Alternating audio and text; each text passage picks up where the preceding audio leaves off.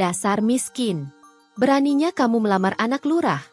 Hardik suara wanita tajam, menusuk jantung Randy yang gemetar di ambang pintu.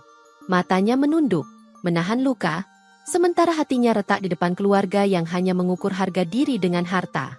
Hari itu, penghinaan jadi cambuk, dan dendam berubah jadi tekad. Sebelum cerita dimulai, kami sarankan untuk berkomentar dari daerah mana kalian menonton cerita ini, melakukan like dan subscribe, agar channel Dila Story bisa berkembang dan bisa mempersembahkan cerita yang terbaik. Mari kita mulai ceritanya.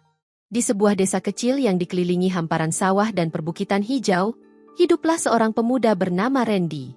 Usianya baru genap 20 tahun. Ia adalah anak sematawayang dari pasangan Pak Rukun dan Bu Rini, petani sederhana yang setiap harinya menggantungkan hidup dari tanah warisan leluhur. Kehidupan mereka jauh dari kemewahan, namun penuh kehangatan dan kejujuran.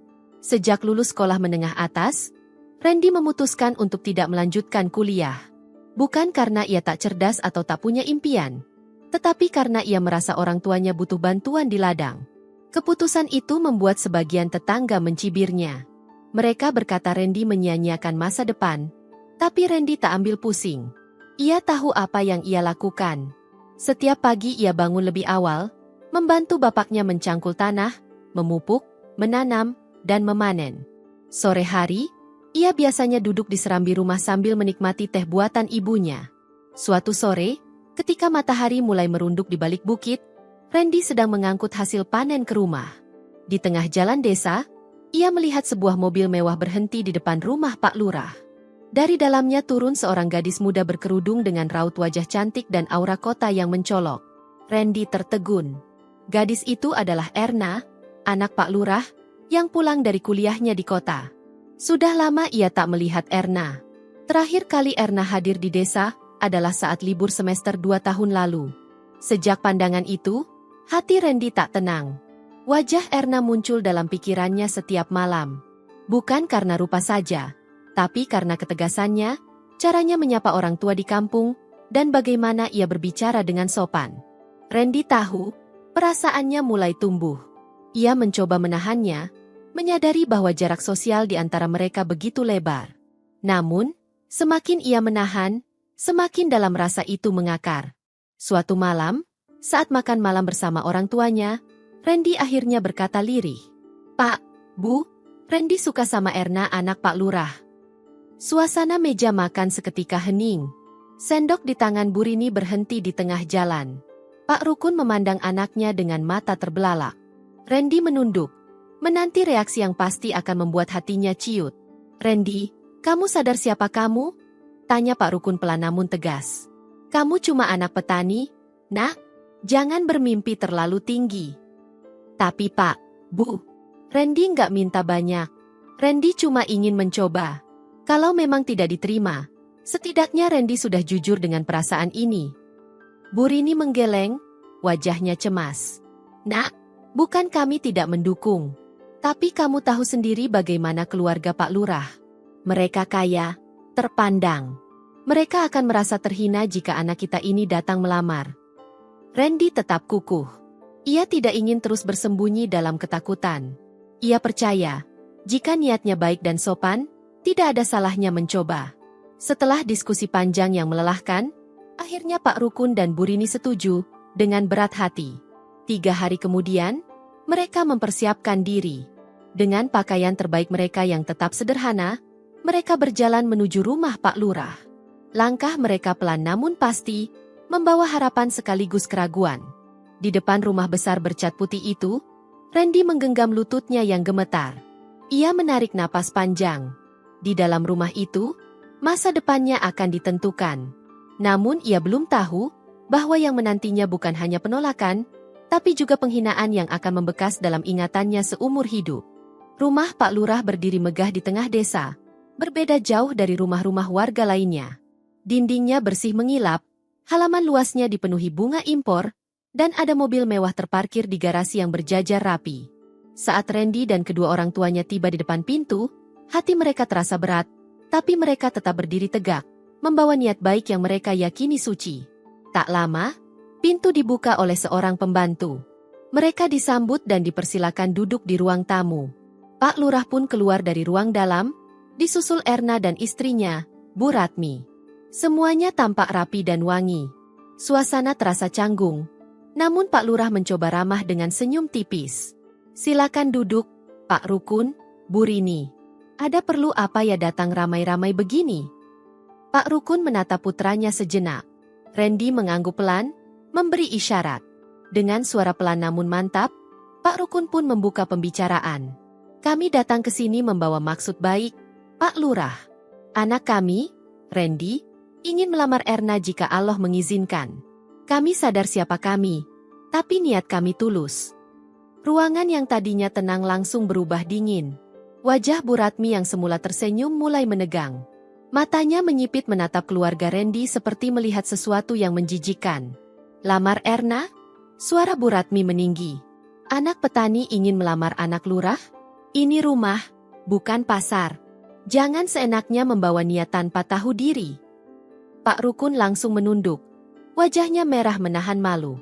Bu Rini meremas tangan suaminya. Sementara Randy hanya menatap lantai, tak bisa berkata apa-apa. Erna pun ikut bicara, dengan nada yang jauh dari sopan. "Maaf ya, Randy. Saya kuliah di kota, saya punya masa depan. Saya nggak mau punya suami yang tiap hari bau tanah. Saya butuh pasangan sekelas saya, bukan orang yang nggak tahu posisi." Kata-kata itu seperti cambuk yang menghantam wajah Randy dan keluarganya. Lidah Randy keluh. Ia tak pernah menyangka Erna yang terlihat lembut itu menyimpan hati setajam belati. Bu Ratmi berdiri dan menunjuk ke arah pintu. "Silakan pulang. Jangan pernah bermimpi masuk ke keluarga kami. Hina sekali." Tanpa bisa membalas sepatah kata pun, keluarga Randy bangkit dan keluar dari rumah itu.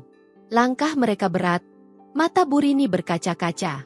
Hati Pak Rukun hancur, sementara Randy menatap tanah sepanjang jalan pulang, seolah ingin menelan semua luka yang baru saja tertanam. Sampai di rumah, Randy mengunci diri di kamar. Ia menatap langit-langit kamar yang sudah mulai usang. Di balik hatinya yang tersayat, sebuah bara mulai menyala. Ia sadar bahwa dunia memandang seseorang dari apa yang dimiliki, bukan dari niat tulus atau kerja keras. Ia sadar, jika ingin dihargai, ia harus berdiri lebih tinggi. Malam itu, saat embun pertama turun, Randy membuat keputusan paling besar dalam hidupnya. Ia tidak akan tinggal di desa selamanya. Ia tidak akan membiarkan keluarganya dihina lagi. Esok pagi, ia akan pergi. Merantau. Mencari harga diri dan bukti bahwa ia bukan siapa-siapa karena keadaan, tapi karena kesempatan yang belum datang. Ia menuliskan surat untuk orang tuanya, meletakkannya di atas meja makan, lalu keluar rumah sebelum fajar menyingsing. Langit masih gelap, namun langkah Randy begitu terang oleh tekad.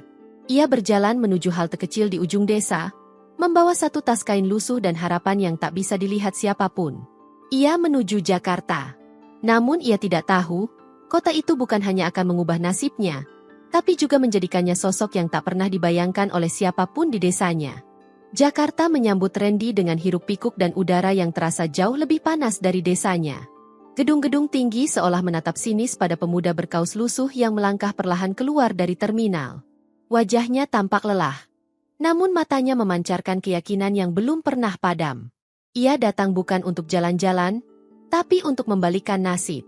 Dengan hanya bermodal uang hasil jual kambing kecil peninggalan kakeknya, Randy harus segera mencari tempat tinggal dan pekerjaan. Beberapa hari pertama ia tidur di musala kecil di pinggiran pasar.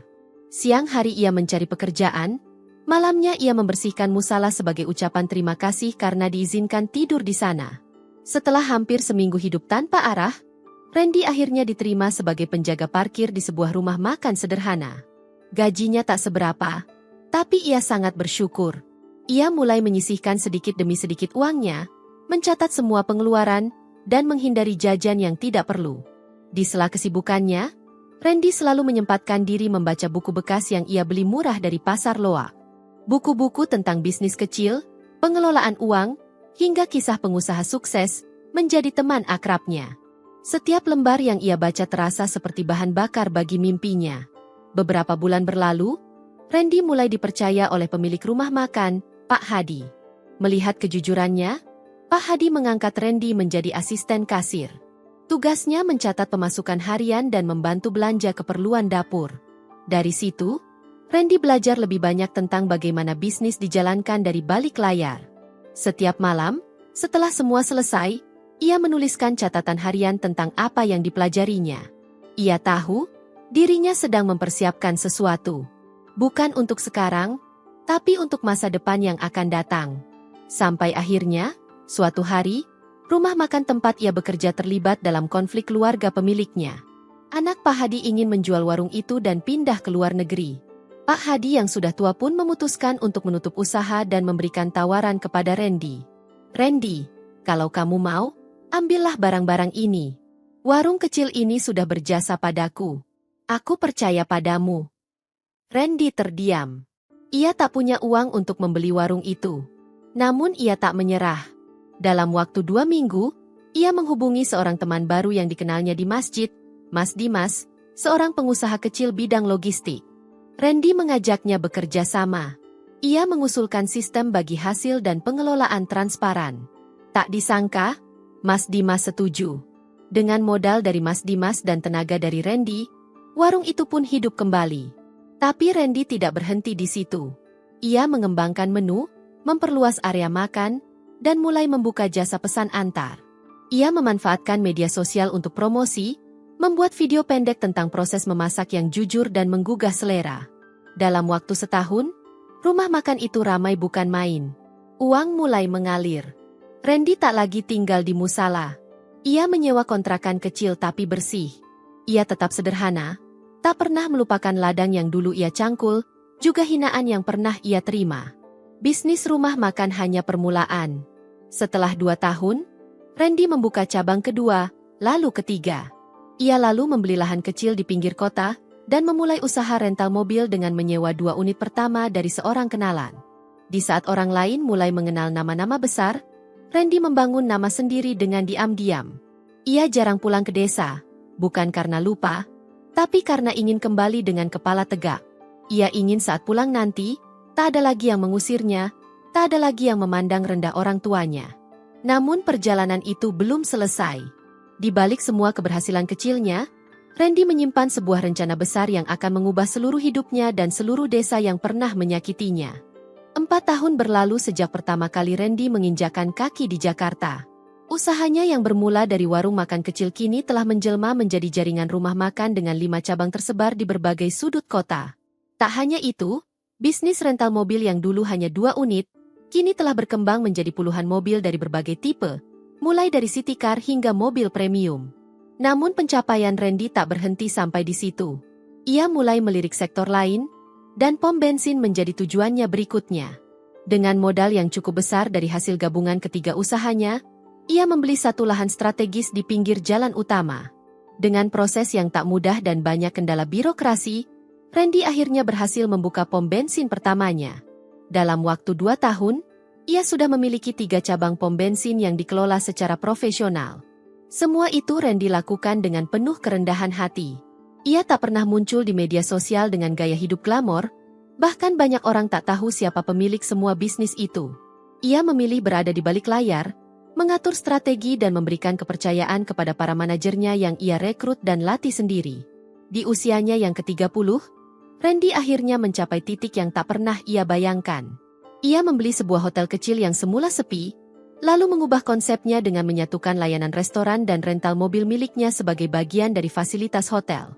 Dalam waktu 6 bulan, hotel itu menjadi rujukan wisatawan dan pelancong bisnis yang butuh paket lengkap.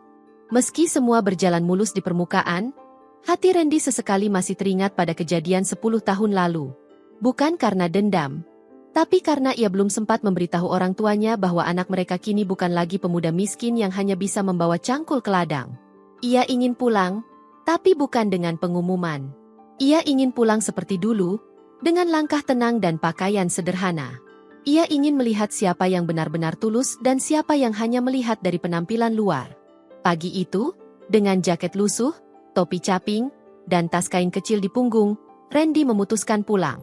Ia menolak dikawal sopir, tak membawa mobil mewah, dan memilih naik bus umum ke kampung halaman. Tak seorang pun tahu bahwa pria yang duduk di pojok belakang bus itu adalah pemilik hotel dan jaringan bisnis bernilai miliaran rupiah. Saat bus tiba di terminal desa, Randy melangkah perlahan, menyusuri jalanan yang dulu ia tinggalkan dengan hati hancur. Ia melihat banyak wajah familiar, rumah-rumah yang masih berdiri sama, dan sawah yang kini mulai menguning. Namun langkahnya terhenti saat melewati pasar desa.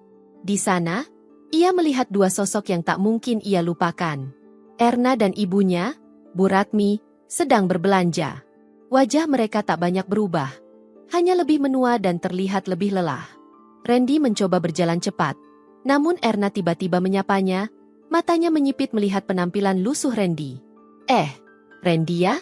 Astaga, kamu pulang juga rupanya. Dari Jakarta? Wah, kamu masih kayak dulu ya? Gaya nggak berubah. Bu Ratmi ikut tertawa kecil. Masih miskin juga ya? Endik, dulu mimpi nikahin anak lurah. Sekarang balik lagi jadi orang kampung. Erna dengan angkuhnya berkata, kebetulan aku udah nikah sekarang. Loh, suamiku itu manajer pom bensin. Gajinya besar, rumah di kota, mobil ada 2. Beda kelas lah. Randy hanya tersenyum. Senang dengarnya. Semoga langgeng ya, Erna. Tanpa menoleh lagi, Randy melanjutkan langkahnya. Tak ada amarah, tak ada balasan. Ia tahu, waktunya belum tiba. Ia belum ingin mengungkap siapa dirinya. Biarlah mereka tetap mengira ia tak berubah.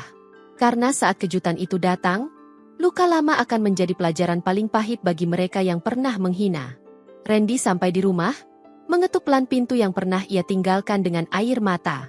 Tak lama, pintu dibuka.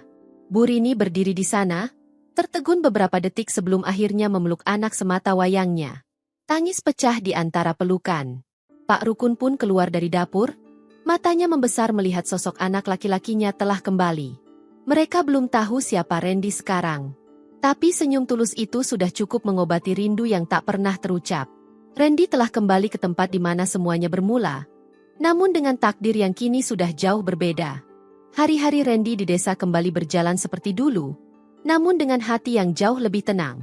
Ia membantu ayahnya di ladang, membersihkan halaman, dan bercengkerama dengan ibunya di dapur. Tak sedikit warga yang kaget melihat Randy kembali, apalagi penampilannya yang tetap sederhana seperti 10 tahun lalu. Masih belum sukses ya, Randy? Tanya salah satu tetangga saat mereka bertemu di warung. Randy hanya tersenyum. Rezeki masing-masing, Bu. Yang penting sehat.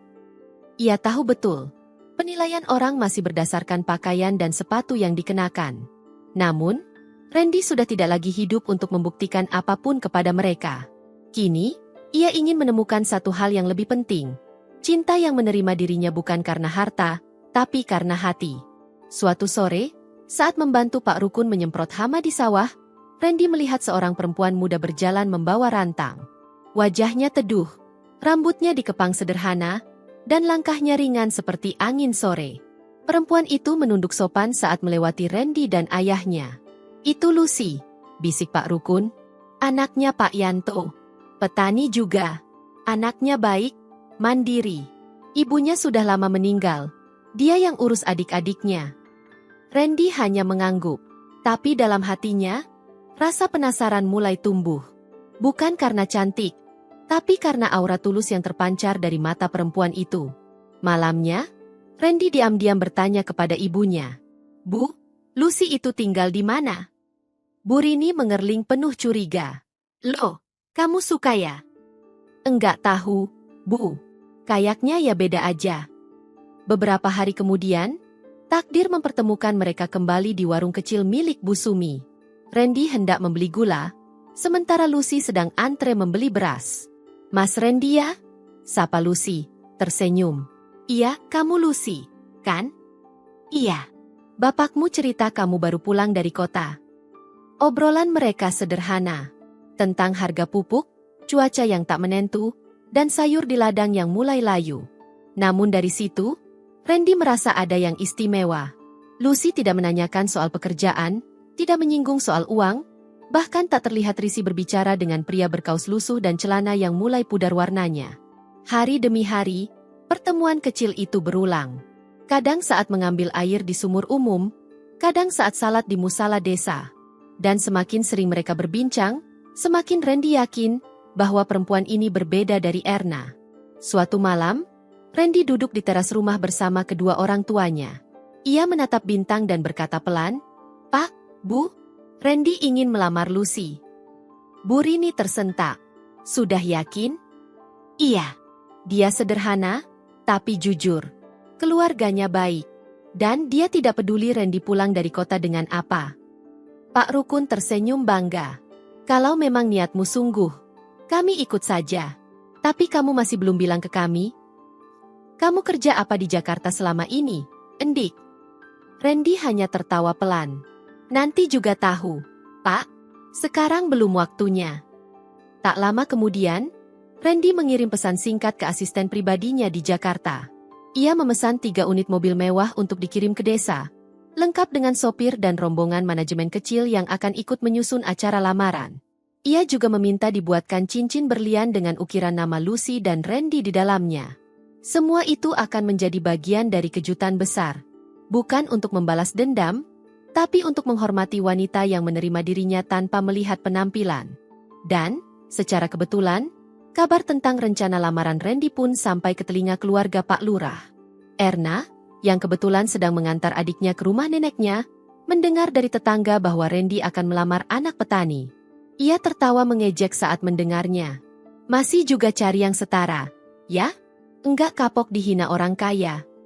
Bu Ratmi menambahkan dengan nada sinis. "Kalau memang masih miskin, ya cocoknya memang sama yang selevel. Sama-sama petani. Biar nggak saling kecewa." Namun mereka belum tahu, lamaran itu akan menjadi tamparan terbesar dalam hidup mereka. Karena di balik senyuman Randy yang sederhana, tersimpan kekuatan yang mampu membalikan pandangan seluruh desa dalam satu hari. Hari yang dinanti pun tiba. Seisi desa ramai membicarakan kabar bahwa Randy, anak Pak Rukun, akan melamar Lucy, anak petani yang tinggal di pinggir hutan bambu. Semua orang penasaran. Beberapa bahkan masih tak percaya, menganggap bahwa lamaran itu pasti berlangsung sederhana seperti kebanyakan keluarga petani lainnya. Namun sejak pagi, ada pemandangan tak biasa di jalan utama desa. 3 mobil mewah melaju pelan masuk ke desa, diikuti oleh 2 mobil van berisi rombongan yang berpakaian rapi. Sopir-sopir berpakaian hitam berdiri tegak membuka pintu, sementara kru dekorasi dengan seragam elegan segera bergerak ke halaman rumah Pak Yanto. Warga desa keluar dari rumah mereka, berdiri di pinggir jalan, mengintip dari balik pagar, mencoba memahami apa yang sedang terjadi. "Siapa yang nikah? Kok rombongannya kayak orang kota semua?" tanya seorang nenek. "Itu, katanya Randy, anak Pak Rukun," jawab seorang pemuda dengan mata terbelalak. Di rumah Lucy, suasana menjadi canggung. Keluarga kecil itu tidak menyangka bahwa rombongan yang datang akan seperti tamu dari istana. Lucy yang semula hanya memakai kebaya sederhana, mendadak gugup. Ia melihat dari balik tirai jendela, dan tak bisa berkata-kata melihat bagaimana deretan mobil mewah berjejer rapi di halaman rumahnya yang sederhana. Randy keluar dari mobil terakhir, mengenakan jas sederhana tapi berkelas. Di tangannya ada kotak kecil berwarna marun. Ia melangkah tenang, menyalami warga sekitar, lalu menghampiri Pak Yanto dengan senyum hangat. "Pak, saya datang hari ini, bukan hanya untuk melamar Lucy, tapi juga untuk menghormati keluarga yang telah membesarkan putri sebaik dia." Pak Yanto, yang masih bingung, mencoba tetap tenang. "Mas Randy, ini semua, siapa mereka?" "Mereka tim saya, Pak. Saya bekerja di Jakarta. Alhamdulillah, Allah beri rezeki lebih. Sekarang saya punya beberapa usaha. Ini bagian dari niat baik saya." Lucy yang berdiri di balik pintu, tak mampu menahan air mata. Ia tak menyangka bahwa pria yang selama ini ia kenal sebagai pemuda biasa, ternyata adalah seorang pemilik bisnis besar. Tapi yang lebih membuatnya haru, adalah kenyataan bahwa Randy tak pernah menyombongkan apapun. Ia tetap rendah hati, tetap menyapu halaman, tetap tertawa apa adanya, dan tetap menghormati kedua orang tuanya. Berita itu menyebar begitu cepat. Dalam hitungan jam, semua warga desa tahu bahwa Randy bukan lagi pemuda miskin seperti dulu. Ia kini adalah pemilik hotel, restoran, SPBU, dan jaringan rental mobil. Bahkan, yang lebih mengejutkan adalah saat diketahui bahwa suami Erna, manajer SPBU tempat ia bekerja, ternyata hanyalah salah satu bawahan Randy. Sore itu, saat acara lamaran dimulai, Tampak kerumunan orang berkumpul di sekitar rumah Lucy. Di antara mereka, berdiri Erna dan ibunya, Bu Ratmi. Wajah mereka pucat. Tatapan Erna tak lepas dari Randy yang duduk di pelaminan lamaran bersama Lucy, tampak gagah dan percaya diri. Ia menyesali semuanya. Namun ia tak bisa memutar waktu. Dan yang membuat Erna lebih terpukul, adalah saat suaminya ditelepon dan diberitahu bahwa dirinya telah dipecat dari perusahaan karena kasus penggelapan dana yang telah lama diselidiki. Bu Ratmi, yang dulu mengusir Randy dengan hinaan pedas, kini hanya bisa berdiri lemas, memegang dada yang sesak karena amarah dan penyesalan yang menumpuk. Ia tak mampu berkata-kata melihat semua tamu undangan memberi selamat kepada keluarga Randy, yang kini menjadi sorotan dan kebanggaan desa. Randy tetap menunduk sopan saat Erna menatapnya dari kejauhan. Ia tidak sombong, tidak membalas hinaan lama dengan ejekan baru. Tapi semua yang hadir tahu bahwa diam Randy adalah jawaban terbaik dari semua luka yang pernah ia telan. Malam itu, desa kecil itu tidak tidur. Lampu-lampu menyala terang, denting tawa dan doa berbaur di udara, dan semua mata menyaksikan bagaimana seorang anak petani yang dulu dihina, kini berdiri sebagai pria paling terpandang di desa. Namun badai belum benar-benar datang. Karena kejatuhan keluarga Erna baru saja dimulai. Setelah lamaran Randy dan Lucy menjadi sorotan desa, suasana hati keluarga Erna benar-benar terguncang. Bu Ratmi mengurung diri di kamar selama 2 hari penuh. Ia tidak sanggup keluar rumah karena malu, karena dulu ia yang paling lantang menghina Randy di depan umum. Kini semua orang tahu, Randy bukan hanya sukses, tapi jauh lebih tinggi derajatnya daripada keluarga mereka yang hanya berpura-pura mapan. Erna lebih parah lagi. Sejak malam lamaran itu, suaminya tak kunjung pulang. Ia menghilang tanpa kabar setelah menerima surat pemecatan resmi dari kantor pusat milik Randy. Surat itu singkat, namun menusuk. Dengan ini, saudara Hendra diberhentikan dari jabatan manajer karena terbukti melakukan penggelapan dana dan manipulasi laporan keuangan. Nama Hendra, suami Erna, pun langsung masuk dalam daftar pencarian internal perusahaan. Randy tidak mengurus langsung, namun sistem perusahaan miliknya berjalan tegas dan profesional. Ia tidak membalas dendam, tapi ia juga tidak menoleransi kejahatan yang merugikan bisnis dan kepercayaan. Di rumah Pak Lurah, ketegangan menumpuk. Sang Lurah, Pak Harun, mencoba menyelamatkan wajah keluarganya, tapi rumor semakin luas. Ada warga yang berkata bahwa rumah mereka sebentar lagi akan disita, karena suami Erna ternyata memiliki utang besar yang tak sanggup dibayar. Lucy, yang kini mulai banyak dikunjungi warga karena ingin mengenal calon istri bos besar, tetap rendah hati. Ia tetap membantu ibunya menjemur pakaian, menyapu halaman, dan menyiapkan makanan ternak. Saat orang-orang memujinya karena telah menerima Randy apa adanya, Lucy hanya tersenyum dan berkata, "Randy bukan siapa-siapa ketika saya menyukainya. Dan saya tidak pernah niat menikahi kekayaan."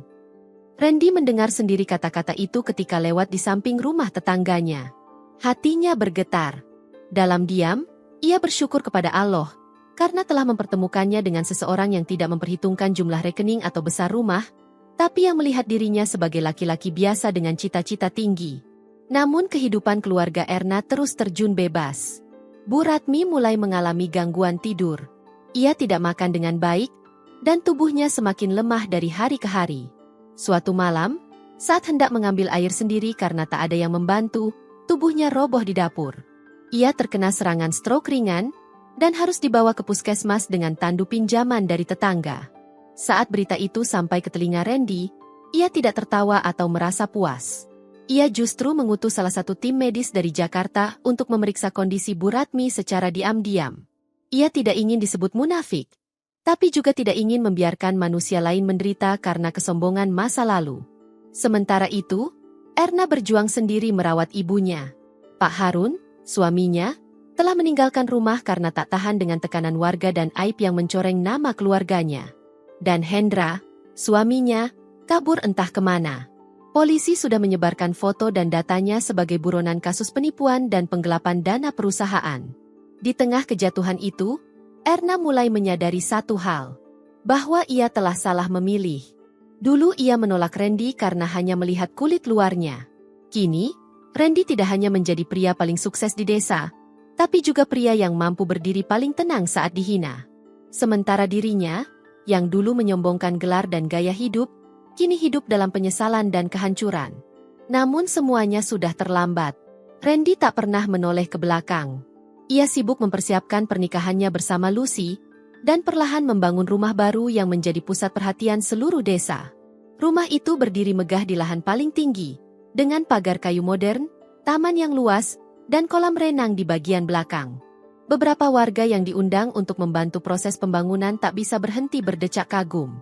Tak ada yang menyangka bahwa anak petani yang dulu pernah diusir dengan kata-kata hina, kini justru menjadi pemilik rumah terbesar di desa.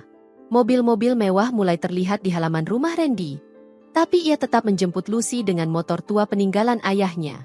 Karena bagi Randy, yang paling berharga bukanlah apa yang bisa dibeli dengan uang, tapi siapa yang tetap bersamanya saat ia tak punya apa-apa. Namun hari pernikahan mereka belum tiba. Dan kejutan yang paling besar belum sepenuhnya muncul di hadapan warga desa. Hari pernikahan Randy dan Lucy tiba dengan kemeriahan yang belum pernah terjadi sebelumnya di desa itu. Sejak pagi buta, jalan menuju rumah Pak Rukun dan rumah Pak Yanto dipenuhi kendaraan. Namun bukan kendaraan biasa, melainkan deretan mobil mewah dari Jakarta, lengkap dengan petugas keamanan dan tim dokumentasi profesional. Tenda megah berdiri di lapangan tengah desa, dihiasi dengan lampu gantung kristal, karpet merah, dan panggung megah. Undangan datang dari berbagai penjuru. Beberapa pejabat kota, kolega bisnis Randy, serta warga desa hadir dengan mata tak berhenti melirik ke sekitar. Semua tampak kagum, bingung, dan terpana. Luar biasa, ini baru nikahan orang kota, bisik salah satu warga kepada temannya. Namun tidak ada kesan sombong dari pihak pengantin pria.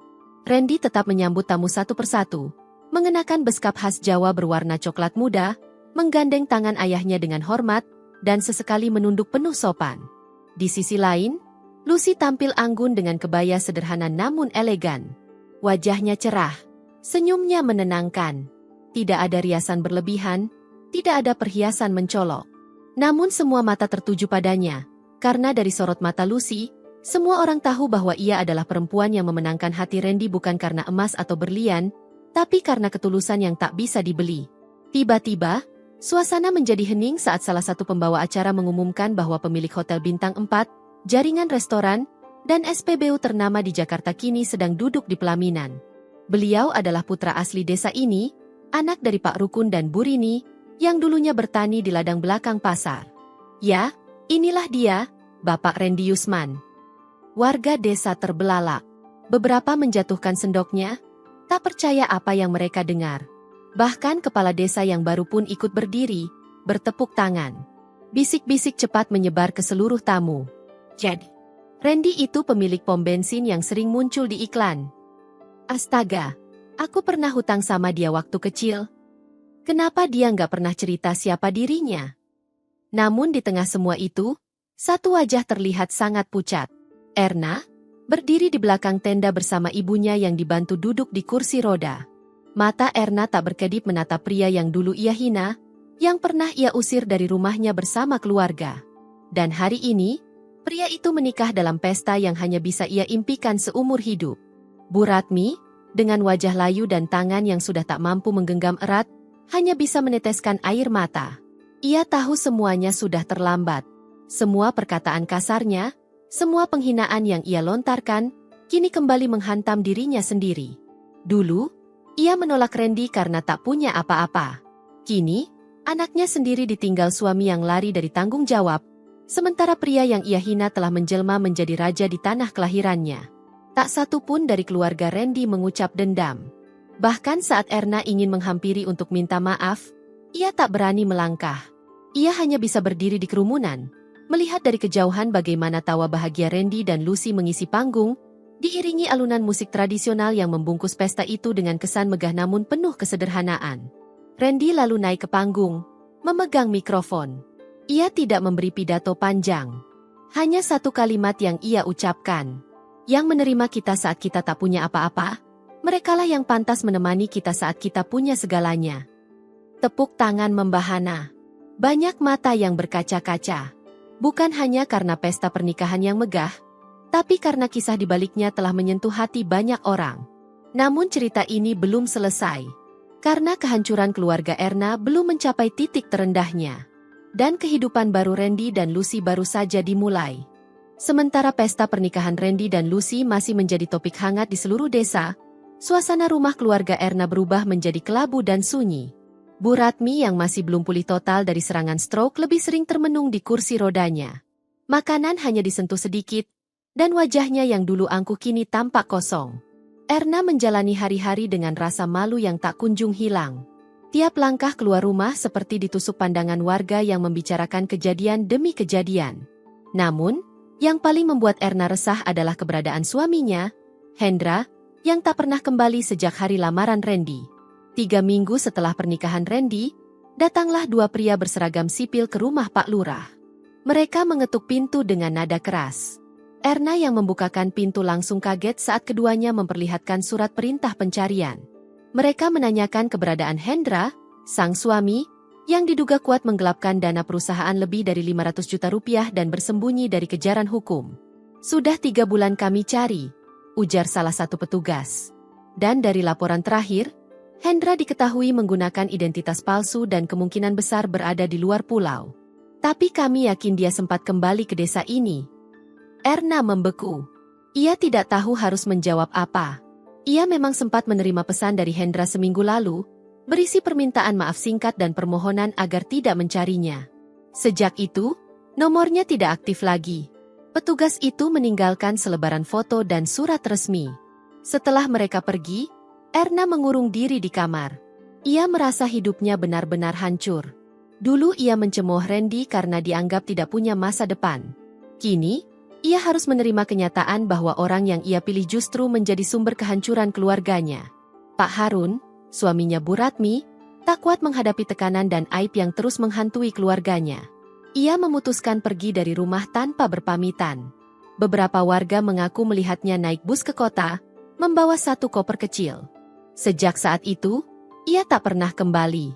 Rumah Pak Lurah yang dulu ramai kini sunyi, hanya menyisakan suara angin dan desahan nafas panjang dari seorang wanita tua yang menyesal.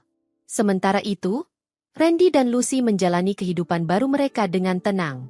Rumah megah mereka menjadi pusat perhatian, namun mereka tidak pernah berubah.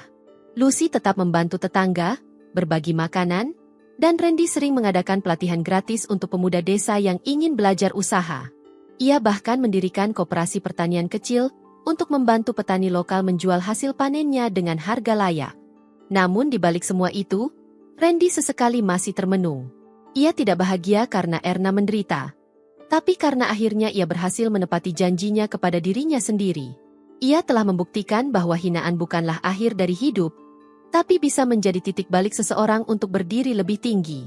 Beberapa warga mulai membandingkan nasib Erna dengan Lucy. Ada yang berbisik, andai dulu Erna menerima lamaran Randy, mungkin hidupnya tidak seperti ini sekarang. Namun semua sudah terjadi. Masa lalu tak bisa diulang. Waktu terus berjalan. Dan pada suatu malam, saat hujan turun deras, seorang pria terekam kamera pengawas milik SPBU Randy sedang memanjat pagar belakang sambil membawa tas besar. Tak lama, alarm berbunyi, dan satpam langsung mengejar. Pria itu kabur ke arah semak-semak.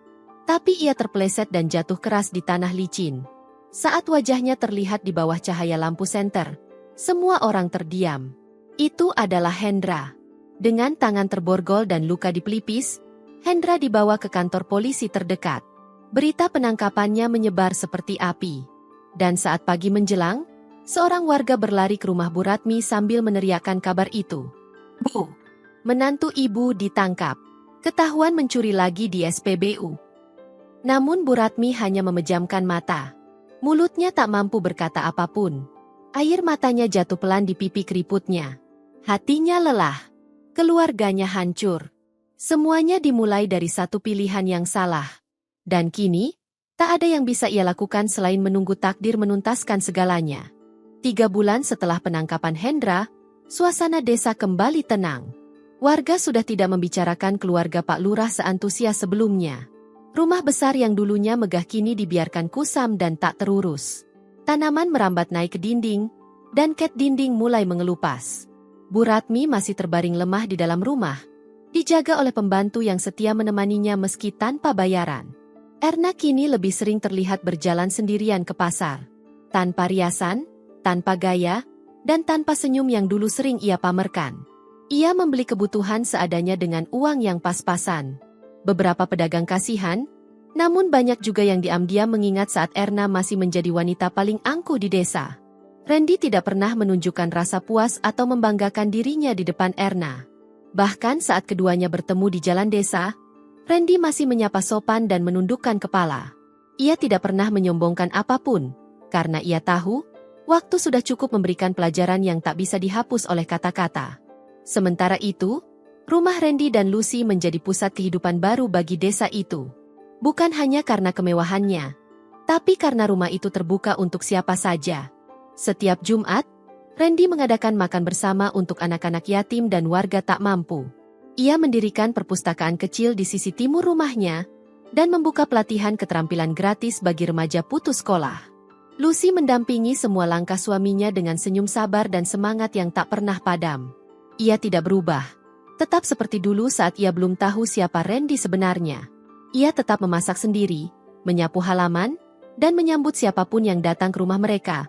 Entah itu pejabat kota atau tetangga yang datang membawa pisang rebus. Suatu sore, di halaman belakang rumah, Randy duduk bersandar di kursi panjang, memandangi kolam renang yang tenang. Di sampingnya, Pak Rukun duduk dengan sarung digulung, menyeduh kopi buatan Bu Rini. "Ayah ingat waktu kita datang ke rumah Pak Lurah dulu?" tanya Randy tiba-tiba, matanya menatap langit senja. Pak Rukun tertawa pelan. "Ingat, ayah kira kamu bakal menyerah waktu itu. Ayah tahu hari itu aku ingin menangis. Tapi kalau